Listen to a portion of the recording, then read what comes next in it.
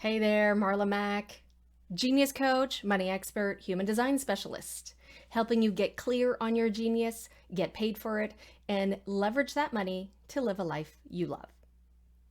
We're talking about genius principles. This is a whole video series. There'll be 9 videos in total talking about the 9 genius principles.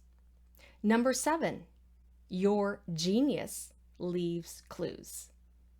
Yeah, your genius leaves clues. In fact, because it is so integral to who you are at your core, it's something that's been popping up all through your life, from the start of when you've been a really, really young kid. So often the clues to your genius show up when you were young and growing up, and they would show up in different ways. So, what are things you love to do as a kid to pass the time? Things that you would just not notice the time go by. What were you doing? Were you reading? Were you writing? Were you painting? Were you, making up songs? Were you, any of those things? Were you being the forever prankster? Were you joking around, right? What are those things that you were doing? Were you playing? Were you being athletic? Were you being investigative? Were you kind of researching and watching the little ants and trying to understand how they worked, right? All of those things really are clues to your natural, unique genius. And another way, which, this is going to be probably bringing up some things for you. So I kind of want to put a little disclaimer.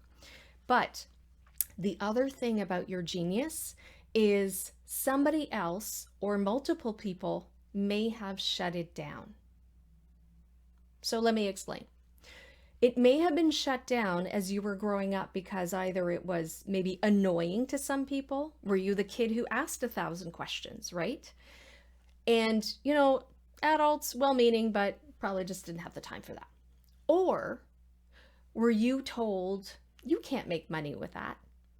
Especially as you're trying to choose something to study in school, right? Go to school, get a safe, secure job, right? With one of the big companies and so on. Well, unfortunately, the nature of work is changing drastically. It has been over the last few years, and now it's really been accelerated. So I'm not going to spend a lot of time on this video talking about that, but think about what really got you excited to study, or you wanted to pursue and learn more potentially in school, but you were told, yeah, don't do that. You can't make any money in that. And the topics are broad.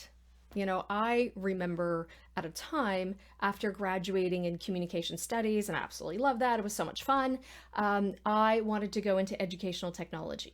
Now, at the time, we're talking about 1994, 1993. Like it wasn't really the way we see it today, right? I think over the last 20 some years, we see the evolution of technology and education. And if you think about how we learn so much about being a business owner, being an entrepreneur, being an online service provider, it's, there's a lot of education and technology that's been merged together.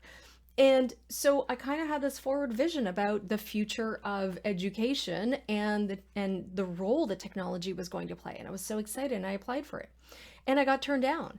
And what I really should have done was taken the time to go investigate and speak, because I'm a 1-3, right? Ask the questions, poke, see what happens, right? Also play with it, but also go research and go like, hey, why did you guys turn me down? I'm really interested in this. What would it take to qualify and be accepted into your program? I mean, it was in the university I just studied in, and I was just leaving one degree, and this would have been like a second degree. But I never really did that. I just kind of took the no as a no, which was really sad because, in fact, I got into my first program by not taking no as an answer. So it was very weird. I just accepted their no and kind of moved on with my life. But my point is, when I look at what I'm doing now, there's a lot of, one of my primary sacred gifts is teaching, and the other one is knowledge. So, of course, teaching, but not in a conventional school, but teaching in a sort of a new way and using technology to do that exactly as I'm doing now. Think about like how incredibly valuable that was. And back in 1994 and 93, I was like, hey, this is kind of lighting me up. Well, right? So, my point is, think about in your life, where has your genius shown up? Where has it been shut down? I have like oodles of more examples.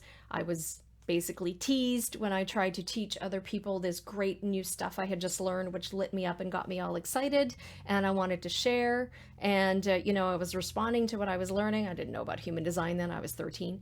And I got teased. I got bullied. And I was like, ugh, right? So what did I do? I shut down. I stopped doing it because I was ridiculed for it. So think about those things in your life. And I encourage you and I embrace you to get back in touch with them and think about how wonderful it would be to bring those back up to the surface and start exploring them again. All right, so if you want to get clear on your genius and you really sort of want to get a deeper understanding of how you're magically unique, you want to grab your human design chart. And if you already have your chart, the next step is to jump into my free course, How to Read Your Human Design Chart. It's over 90 minutes long with short, little itty bitty videos, right? And you can watch it in digest it in little bits, or you can just watch it in one whole sequence. It's entirely up to you. You can grab both your chart and the course at hdchart.com. That's humandesignchart.com. Have yourself an awesome day.